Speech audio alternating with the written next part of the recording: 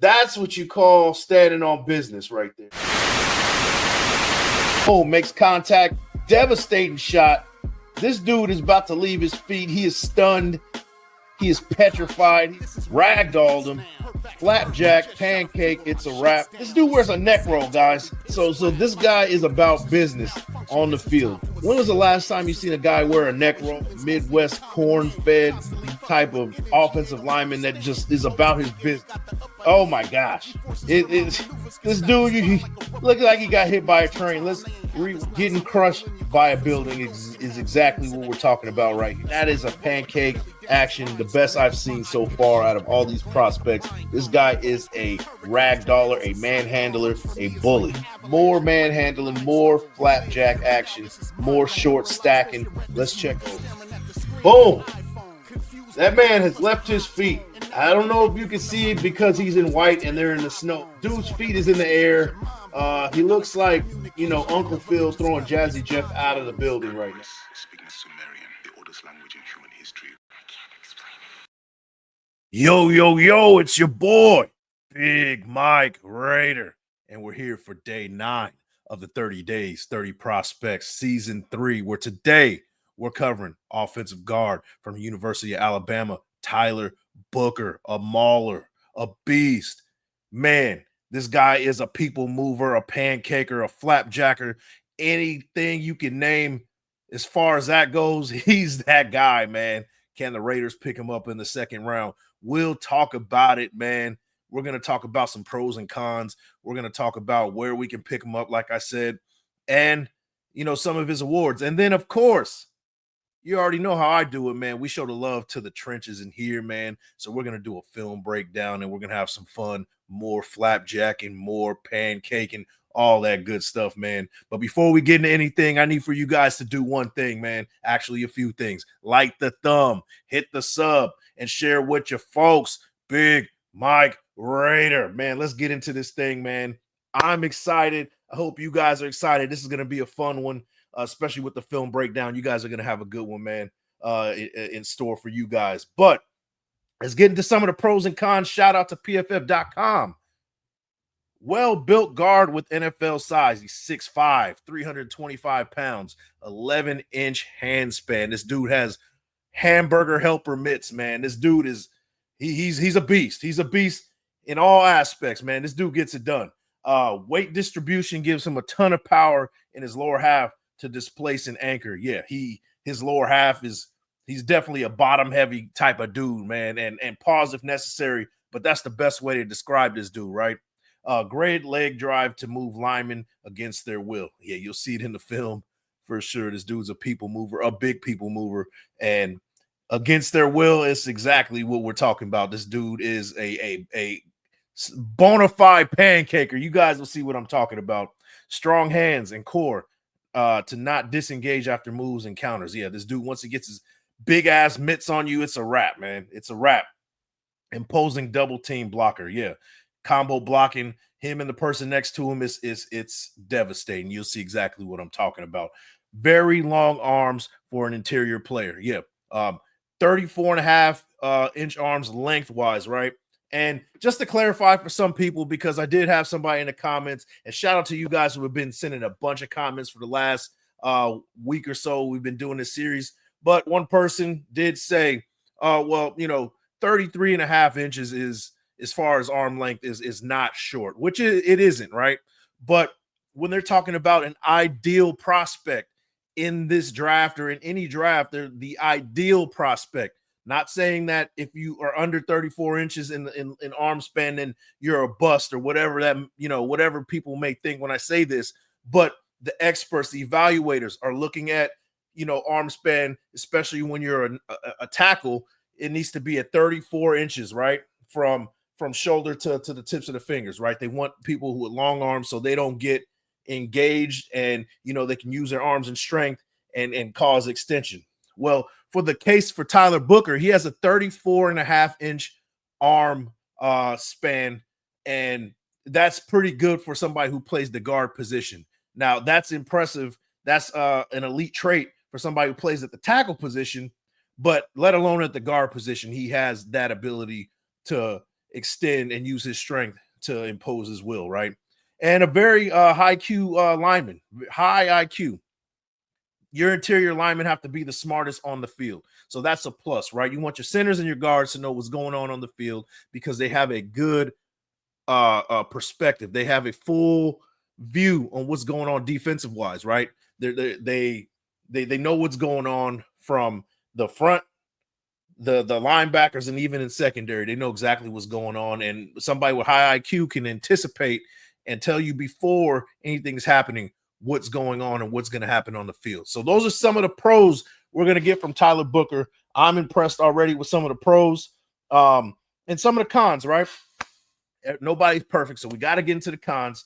Balance can be off at times. Sometimes it's too much on his heels, the next his toes. So sometimes he leans too far back and doesn't have the power in certain situations. Or sometimes he's moving too forward on his toes, which loses his balance. And I think that's a control thing. I think that's because he's such a mauler, because he's such a guy who wants to, make that haymaker type of shot. Sometimes he gets a little bit ahead of himself with the toes, and then on the heels, maybe just trying to anchor in efforts to anchor. Maybe he's leaning back too far. So repetition, coaching can get that out of his system. No big deal, right? Below average foot speed. You're gonna have to get in the lab with that one. You're gonna have to get some agility going. And who better not to work with than a Max Crosby? Christian Wilkins, right? These are the guys that's going to sharpen his skills. So we saw it last year with DJ Glaze, what happened with him, where he went nonstop action with Max Crosby and the rest of those that D line. He got better during camp, and he ended up being a good piece for us at the offensive tackle position. Same for Thayer Munford. So somebody like a Christian Wilkins comes in and kind of teaches him the tricks of the trade and really kind of sharpens iron sharpen iron type of situation. He can get that below average foot speed out of his system. On top of the fact, the Raiders, we've said this over and over, has the state-of-the-art facilities as far as strength and conditioning. The coaches are great. It's the reason why they have A's across the board as far as, strength and conditioning and facilities goes. So getting that foot speed is going to be no problem, in my opinion. Can get caught behind when a defender crosses his face. So, a defender is going to try to cross your face to get to the ball carrier. And sometimes he doesn't get there fast enough where he can't maintain the foot speed to kind of keep that, try to gain ground and try to make a seal, right? He's having some trouble doing that. But that comes with coaching. That comes with working with elite rushers like Christian Wilkins, like I said, and even Max Crosby. I think that can get out of his system. But you guys let me know what you think about Tyler Booker, his pros and cons. Let me know what you think. Is he worth a second round shot? Let me know what you think. Let's get into some of the where he's going to get drafted, right? Shout out to NFLDraftBuzz.com. You guys already know how I feel about NFLDraftBuzz.com. Draft projection, they got him going early second round. Seems to be a perfect fit for the Raiders, right? Who pick at number 37. So Walter Football has him going as high as number 7. So there are people who think that he could be a top 10 pick in this draft because of his elite skills at run blocking and his attributes, the big hands, the strength, the angriness he brings to the table when it comes to blocking defenders. He has it all as far as the guard position. And Walter Football says he is a number 7 overall type of pick, right? Kind of an outlier. But there's people who think that way, right?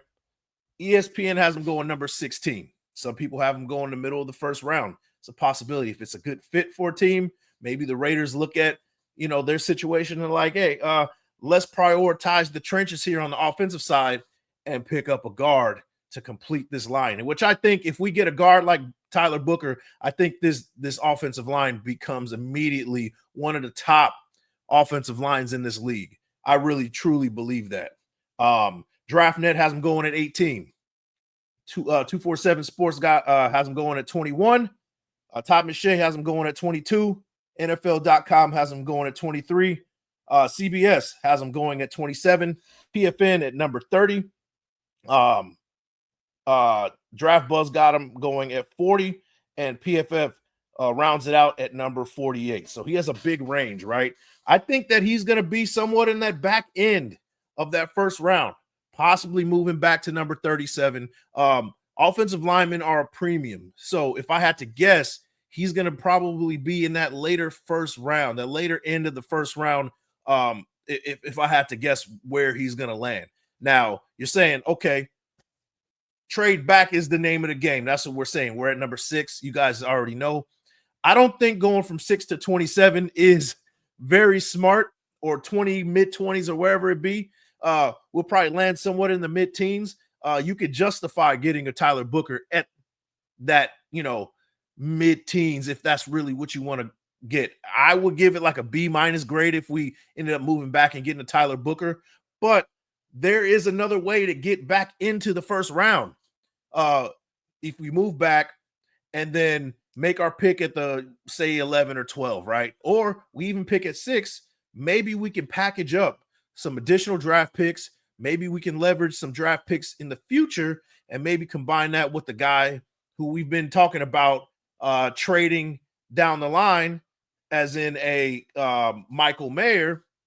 Package that up with a team who might be in the need of a tight end and move into that back end of the first round, jump back in. Particularly a team like the Los Angeles Rams, who I believe pick at number 24, you could move forward. They need a tight end. They could use a tight end of Michael Mayer's caliber, package that with a couple more draft picks, and boom, you got yourself back into the first round. So, and if that happens, then you got to consider Tyler Booker being in that situation where you would pick him up at that number 24 position, or wherever it may be. I'm just throwing out there a scenario where maybe you make a trade with the Rams to move back into that first round without giving up this year's first round. But let me know what you guys think. Maybe he goes back to the second round. Maybe he slides back. You got to watch the board. That's the name of the game. That's what we'd be looking at. But you guys let me know in the comments. Tyler Booker into the first round. How will we do that? What will be your suggestion on how to get back there? You guys let me know. Or do you pick him at, trade back to 6 to the – there's so many scenarios. Tell me your scenario, what you think, how you would do this to get a Tyler Booker, or is it even worth it? Let me know in the comments. Now let's look at some of his awards, right? Last year, he was a second team Associated Press All-American, a first team All-SEC guy, and a team captain. So he has the leadership skills too. Add that to the pluses that you would see from him. So those are some of the awards that you got from him. In 2023, he was also a second team All-SEC. He started all 12 games at left guard. And then 2022, he was a freshman All-SEC, played in 12 games with 1 start at left guard in the Sugar Bowl. And he played left and right guard coming off the bench. So versatility is the name of the game. He can go both sides, left and right. So that's what you're getting from Tyler Booker in a nutshell. You guys let me know how you feel about it. But guys, you guys already know what's coming up, man. This is going to be a fun one. I promise you, if you were kind of iffy about Tyler Booker before this one, you're going to leave this one knowing that this guy is the right pick for the Las Vegas Raiders, maybe in the late first, or maybe you wait to get him in the second round. But let's get it started with this film breakdown, guys. Let's check it out. Let me pull this thing up. Pause if necessary. Shout out to y'all, man. So here we go. We're looking at the big guy right here. He's circled. He's wearing number 52. So here we go. He's our left guard right here. And let's see him be a people mover, guys. Let's see it. Let's see. Right off the jump. Let's see that. And he's letting the dude have a seat. Craftmatic, bedtime for him. Might as well give him some milk and cookies or something, man, before bed, because he's already out for the night, man. That's what you're getting from Tyler Booker. Let's check out the next one, man. So you got 52 right here. Let's see what he does right here, man. Let's see what he does. Finds the stunt with very little. He shows with ease. It's easy to him, seeing that there's going to be a stunt. There's no second guessing with him. You see the high IQ right here, right? And once he eyes it, he sees what's going on, he does a good job with engaging in pass coverage. So here you go. Got a good extension, lower pad level, and you can F around and find out if you want. You want to put your hands up, guess what happens? You get put on your back.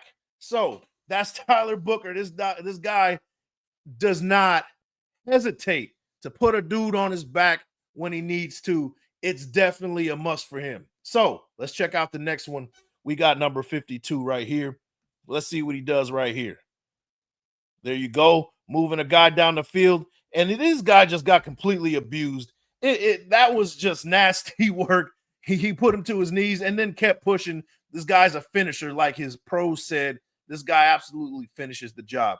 So another play right here. We got Tyler Booker pulling to the right in a counter situation. Let's see what he does to this defender. Now, from a defensive end's perspective, you go down the line and you think that nobody's going to be there. You're about to get hit by a train, and that's exactly what happens when Tyler Booker comes choo-chooing down the line. Let's check it out. Here we go. Boom. Sets engagement right there, and he doesn't even finish from there. He gets a little spicy with him and throws him to the ground, ragdolls him. There you go. Mean defender right here, a finisher, a pancaker, like I said. Let's check out the next one. All right, so here you go. You got 52. He's going down the line. Let's see what he does right here, man. Right there, stays engaged with 21, and he pancakes full on, full stack, IHOP special.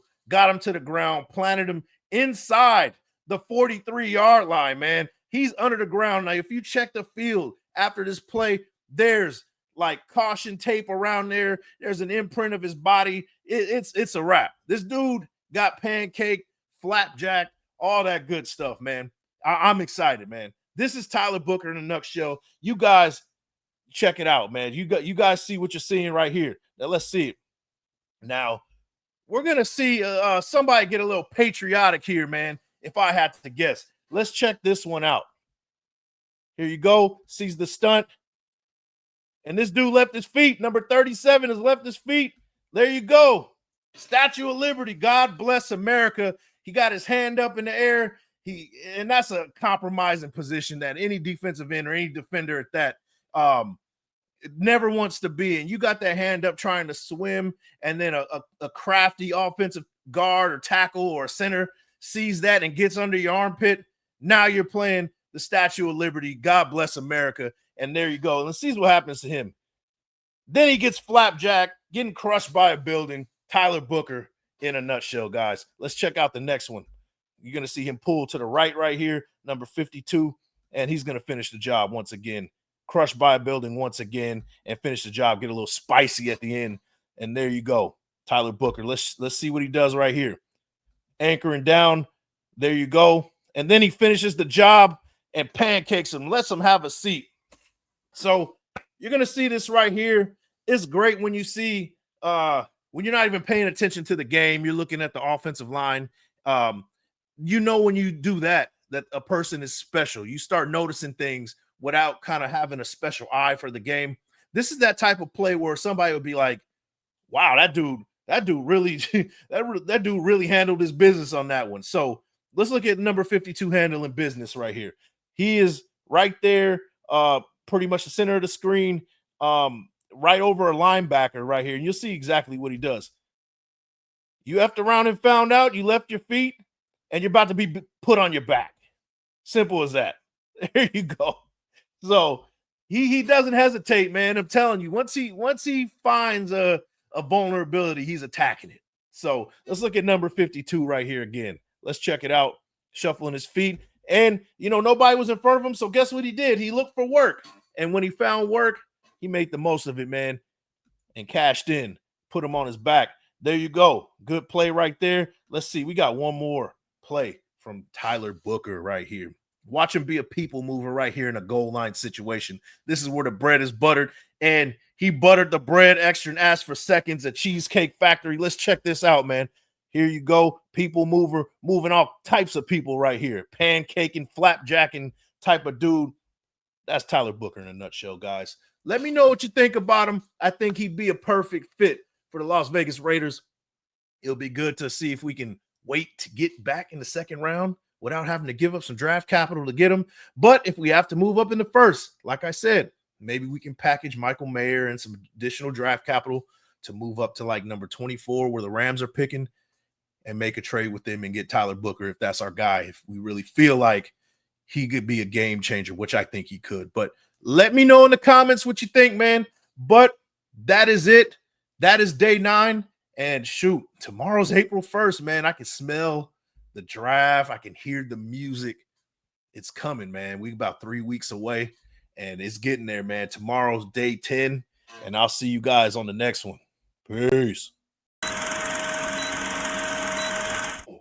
That's what you call standing on business right there. Oh, makes contact. Devastating shot.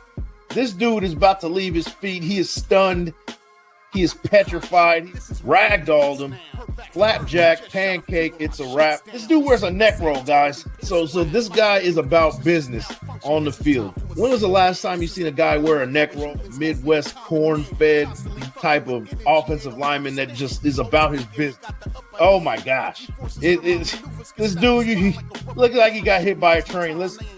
Getting crushed by a building is exactly what we're talking about right here. That is a pancake action, the best I've seen so far out of all these prospects. This guy is a ragdoller, a manhandler, a bully. More manhandling, more flapjack action, more short stacking. Let's check those. Boom. That man has left his feet. I don't know if you can see it because he's in white and they're in the snow. Dude's feet is in the air. He looks like, Uncle Phil throwing Jazzy Jeff out of the building right now. Speaking Sumerian, the oldest language in human history.